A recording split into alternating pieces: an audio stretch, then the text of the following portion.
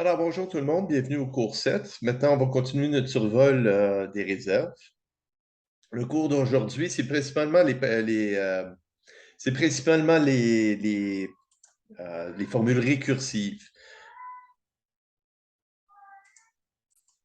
Alors, le chapitre 4, on regardait les assurances. Donc, une assurance vie entière, ça peut être perçu comme deux assurances. Une assurance temporaire à 1 an et une assurance différée 1 an.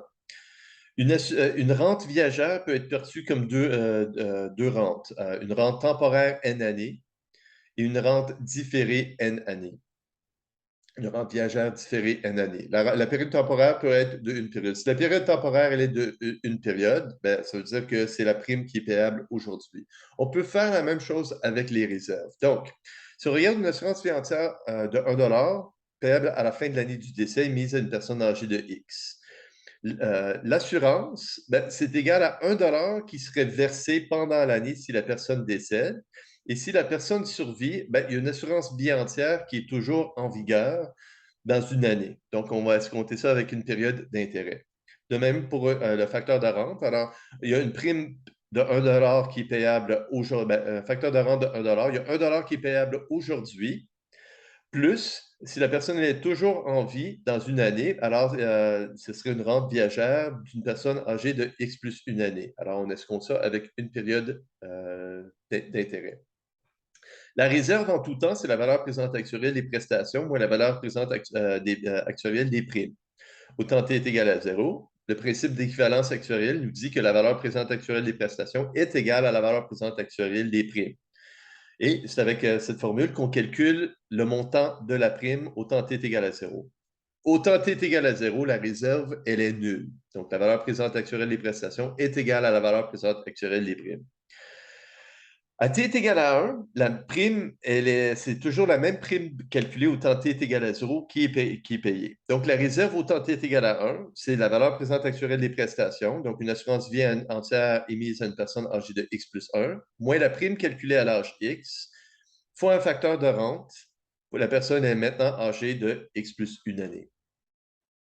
Alors, on peut, à partir de la réserve au temps t est égal à 0, par principe de récursivité. Donc, si je connais la réserve au temps t, je peux utiliser la récursivité pour calculer la réserve au temps t plus 1 ou la réserve au temps t moins 1.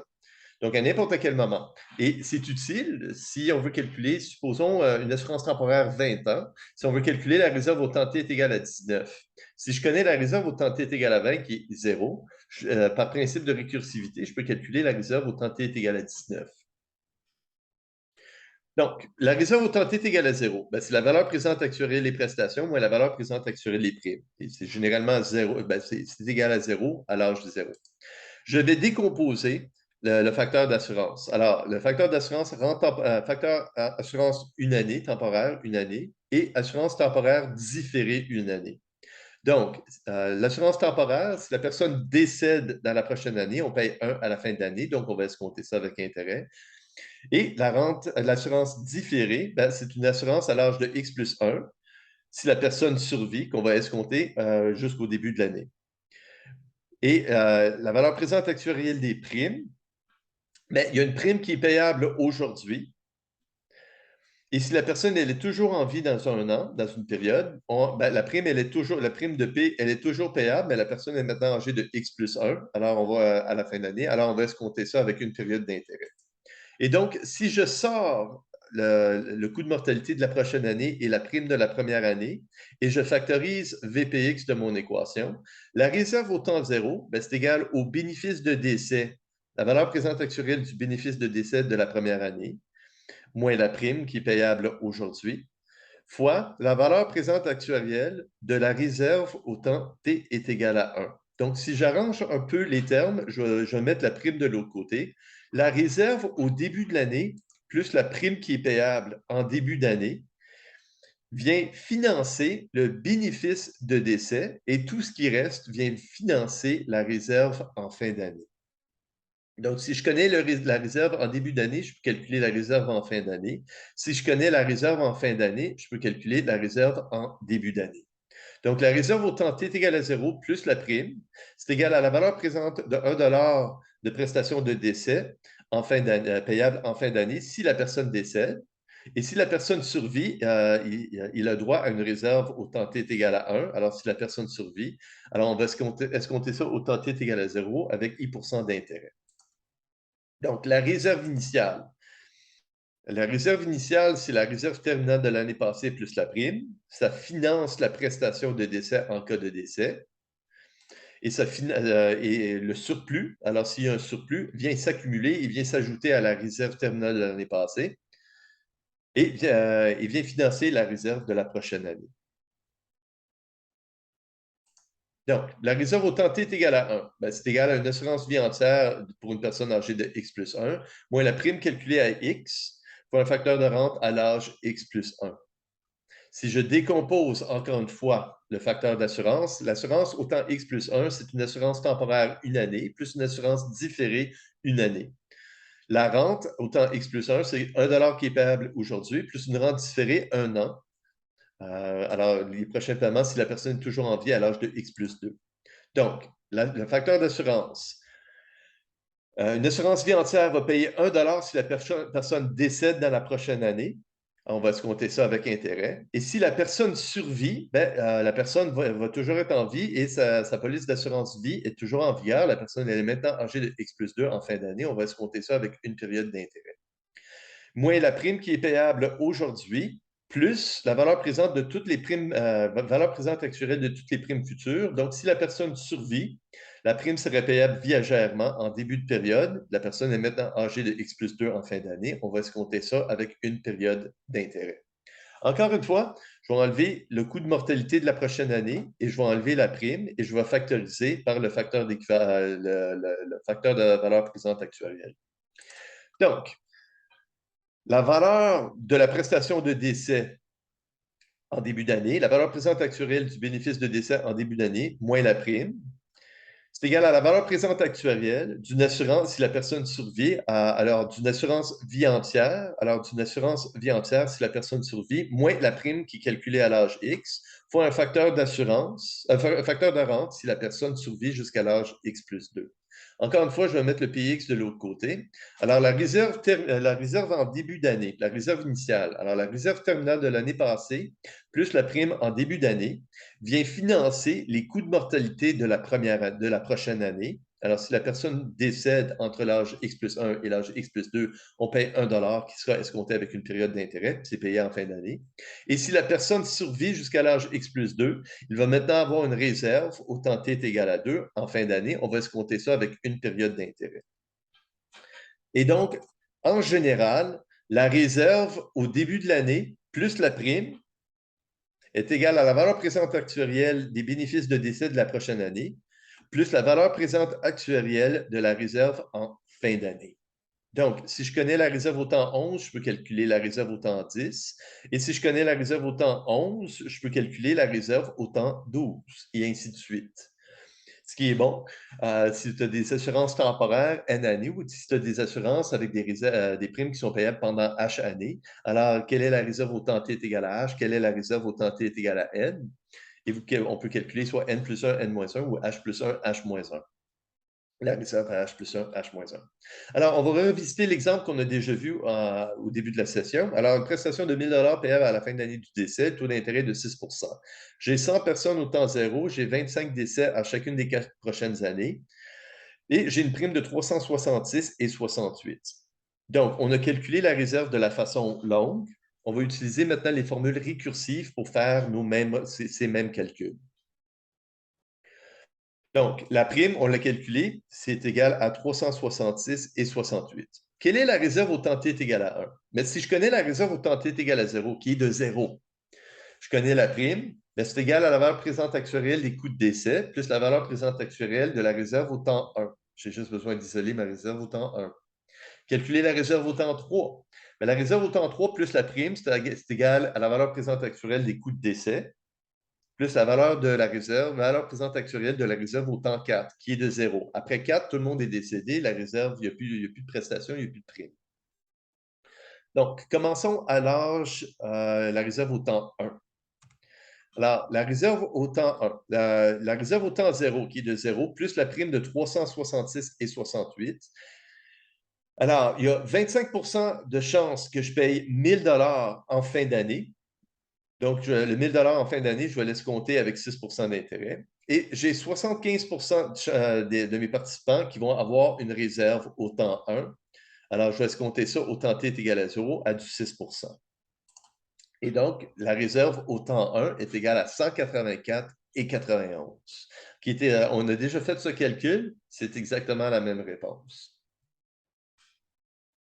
Quelle est la réserve au temps t est égal à 3? Donc, la réserve au temps 3 plus la prime, c'est égal au coût de décès de la dernière année plus la valeur présente actuelle de la réserve au temps 4.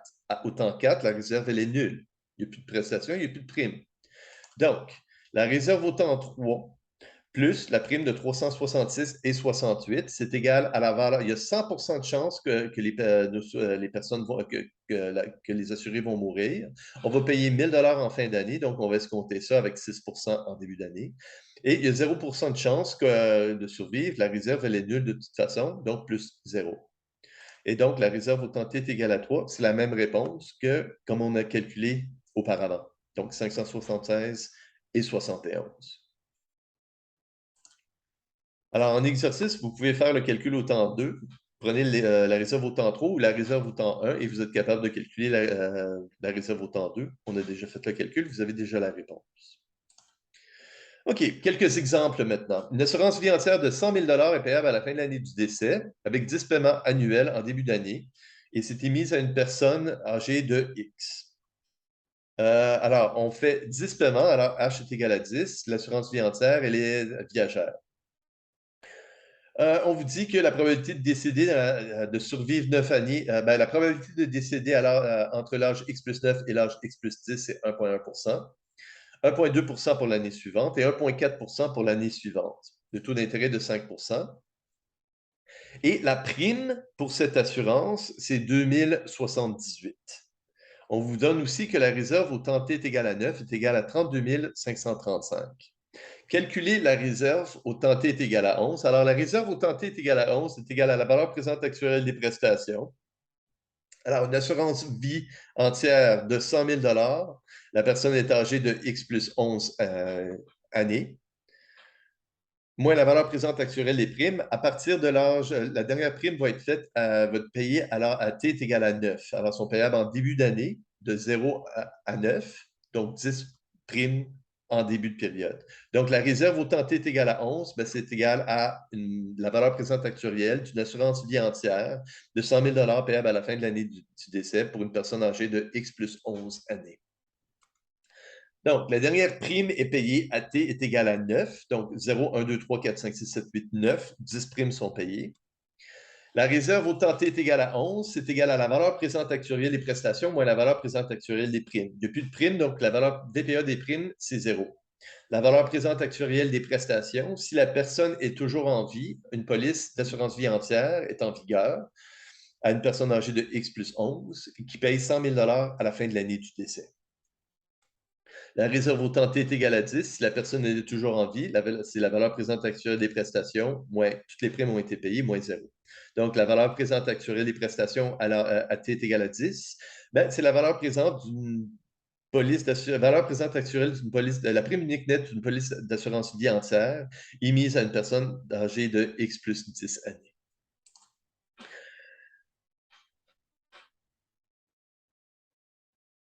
Une assurance vie entière émise à une personne de X plus 10 années. C'est comme une assurance temporaire 1 an plus une assurance différée 1 an.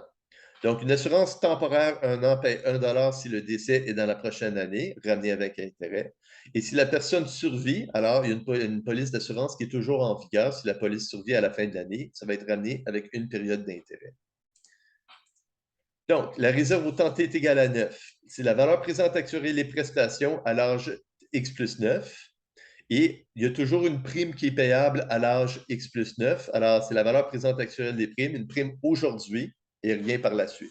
Donc, pas de facteur de rente. Il y a une dernière prime qui est payable aujourd'hui. Donc, la réserve au temps t est égale à 9. C'est égal à la valeur présente actuelle des prestations, donc une assurance vie entière de 100 000 à une personne âgée de X plus 9, moins la valeur présente actuelle des primes, une dernière prime de 278 qui est payable aujourd'hui. Donc, on est capable d'isoler notre facteur d'assurance. Et avec ce facteur d'assurance, alors, une assurance vie entière émise à une personne âgée de X plus 9, c'est égal à une assurance temporaire 2 ans, plus une assurance différée 2 ans. Donc, on est capable de calculer le facteur d'assurance à X plus 11. Donc, une assurance vie entière émise à une personne de X plus 9 paye 1 $ si le décès a lieu dans la première année, plus 1 $ si le décès a lieu dans la deuxième année, plus si la personne survit 2 ans, c'est égal à la valeur d'une assurance à une personne maintenant âgée de X plus 11 années. Donc, le facteur d'assurance, alors une assurance vie entière de 1 $ émise à une personne de X plus 9 paye 1 $ si la personne décède à la fin de la première année. On va se compter ça avec une période d'intérêt. Si la personne survit la première année et meurt dans la deuxième année, on va payer 1 $ à la fin de 2 ans. On va se compter ça avec 2 périodes d'intérêt. Et si la personne survit les 2 prochaines années, il va avoir une police d'assurance vie qui est toujours en vigueur. La personne est maintenant âgée de X plus 11 années. Alors ça, c'est dans 2 ans. On va se compter ça avec 2 périodes d'intérêt. Donc, on a le facteur d'assurance, on a toutes les probabilités, on est capable d'isoler la valeur présente actuelle d'une police d'assurance à l'âge X plus 10, X plus 11 qui paye 1 $ à la fin de l'année du décès, qui est de 0,36657. Alors, pour une police d'assurance qui paye 100 000, alors c'est 100 000 fois 0,36657. Alors, la réserve au temps T est égale à 11. C'est égal à 36 657.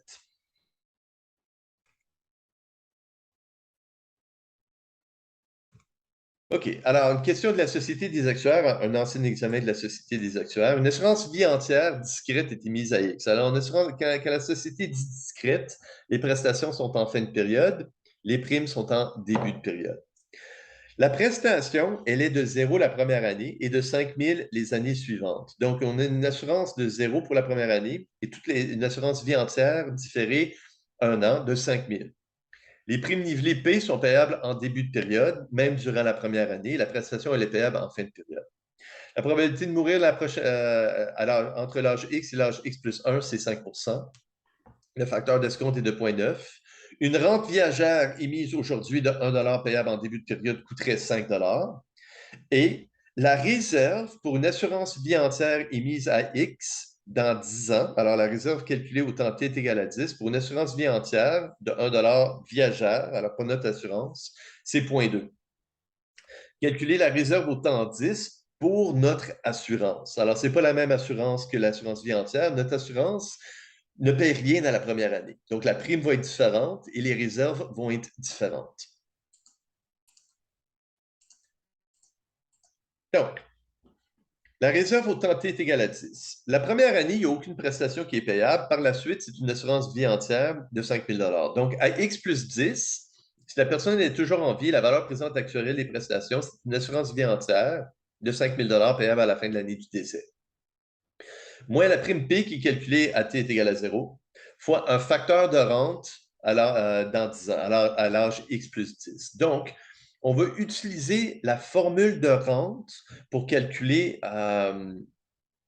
Otréma X plus 10. On dit que la réserve au temps 10 pour une assurance vie entière, elle est égale à 0,2. Alors, on peut utiliser notre formule de rente. La réserve au temps T, c'est égal à 1 moins Otréma X plus 10 divisé par Otréma X.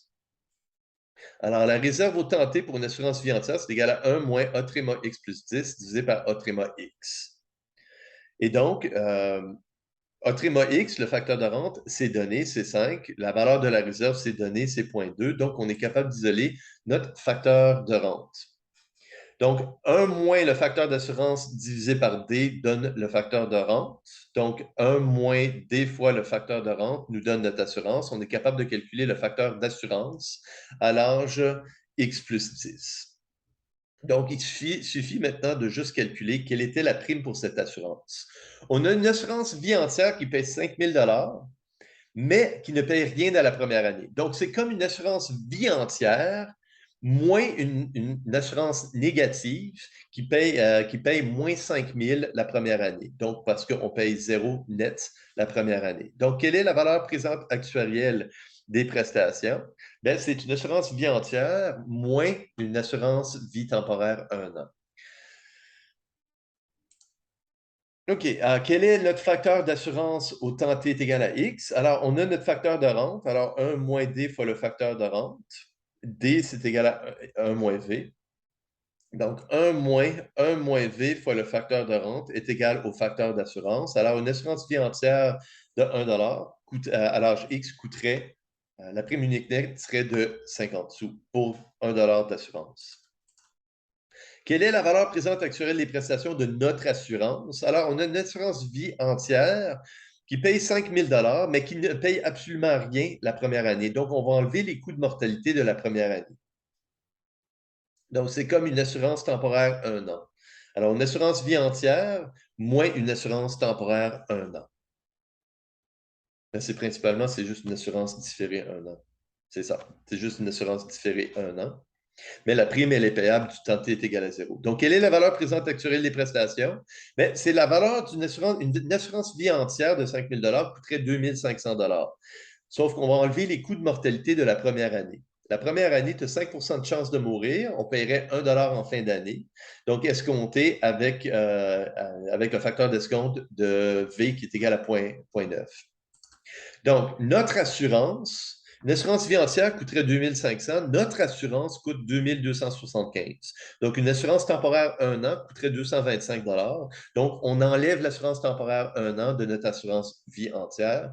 Et la valeur présente actuelle des prestations, c'est 2 275. Le facteur de rente à l'âge X, c'est 5. Donc, la prime, c'est 2 275 divisé par 5, 455 Si c'était une assurance vie entière, la prime unique nette serait de 2 500 et la prime nivelée nette serait de 500 par période. Donc, les réserves vont être différentes pour notre assurance vis-à-vis une assurance vie entière. La réserve au temps t est égale à 10, ben, c'est égal à 5 000 fois la valeur présente actuelle des prestations. Donc, une assurance vie de 5 000 à une personne âgée de X plus 10, moins la prime de 455 qui est payable viagèrement fois le facteur de rente. Donc, 5 000 fois 0,6 moins 455 fois 4. Donc, la réserve au temps t est égale à 10, c'est égal à 1180.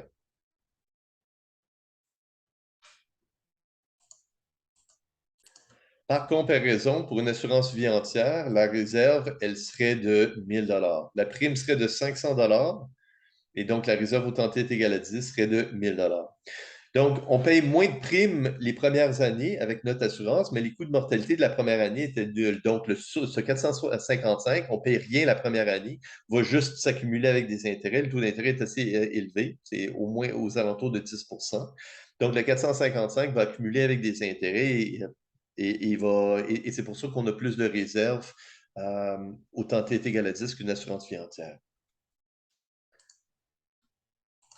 Donc, un autre exemple, la mortalité suit l'Illustrative Life Table à 6 On a une assurance vie entière discrète, qui veut dire les prestations sont payables en fin d'année, les primes sont payables en début de période. Le bénéfice de décès est de 1 000 pour les 20 premières années et le bénéfice de décès est de 2 000 pour toutes les années supplémentaires. Calculer la réserve au temps t est égal à 19. Donc, la réserve à 49 ans pour cette personne. Donc, trouver la réserve. Alors, comment est-ce qu'on peut décomposer ce problème? On a une assurance temporaire 20 ans de 1 000 une assurance différée 20 ans de 2 000 Ou ben donc, on peut décomposer le problème et dire tout simplement, ben, j'ai 1 000 qui est payable viagèrement, plus une assurance différée 20 ans d'un autre 1 000 Et c'est comme ça que je préfère regarder ce problème. Donc, quelle est la valeur présente actuelle des prestations? Ben, c'est une assurance vie entière de 1 000 plus une assurance, si la personne survit jusqu'à l'âge de 50 ans, on a une autre assurance vie entière de 1 000 Donc, une assurance vie entière de 1 000 à une personne âgée de 30 ans. Et si la personne survit un autre 20 ans, on a une police d'assurance qui serait en vigueur d'un autre 1 000 Donc, à partir de entre 30 et 50 ans, c'est 1 000 Et à partir de 50 ans, il y a un autre 1 000 de bénéfice de décès si le décès a lieu après l'âge de 50 ans. Donc, on a l'Illustrative Life Table, on est capable de calculer nos facteurs d'assurance, on a nos facteurs de rente, on a le nombre de personnes à 30 ans et le nombre de personnes à 50 ans, et donc on est capable de calculer la valeur présente actuelle des prestations, c'est 175 et 64 sous. Autant T est égal à 0. Avec ceci, on est capable de calculer une prime. Alors, la prime, elle est payable viagèrement à partir de l'âge de 30 ans. Alors, le facteur de rente, c'est 15,8561.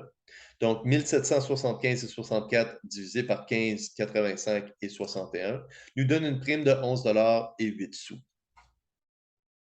Et donc, on est capable de calculer la réserve à n'importe quel moment. Donc, à l'âge de 50 ans, alors T est égal à 20. La valeur présente actuelle des prestations, alors on a le bénéfice de décès à partir de l'âge de 50 ans, c'est 2 000 la valeur présente actuelle des prestations. C'est une assurance vie entière de 2 000 à une personne de 50 ans, moins la valeur présente actuelle des primes. Alors, la prime, c'est 11 et 8 pour un facteur de rente à 50 ans. Et donc, la valeur présente actuelle des prestations à 50 ans, c'est la réserve à 50 ans, c'est la VPA, la valeur présente actuelle des prestations, moins la valeur présente actuelle des primes, 351 et 11. Quelle est la réserve au temps T est égal à 19? La réserve au temps T est égale à 19, ben, c'est égal à la réserve au temps T est égale à 19 plus la prime, c'est égal au bénéfice de décès pour la 50e année. Alors, c'est la probabilité de mourir entre l'âge de 49 et 50 ans. Si tu meurs dans la prochaine année, on va te payer 1 000 $. Alors, c'est escompté avec une période d'intérêt.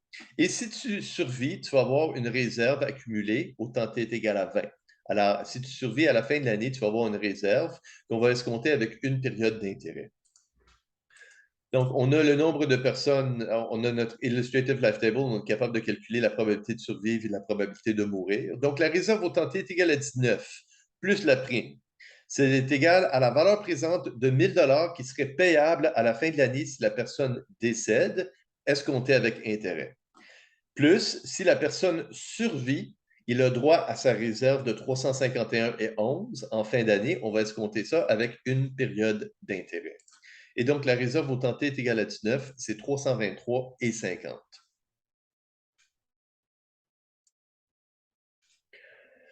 Une assurance vie de 1 million est émise à une personne âgée de 30 ans. La mortalité suit l'Illustrative Life Table à 6 sachant que la réserve dans 5 ans de 29 232 et 31, calculez la réserve dans 6 ans.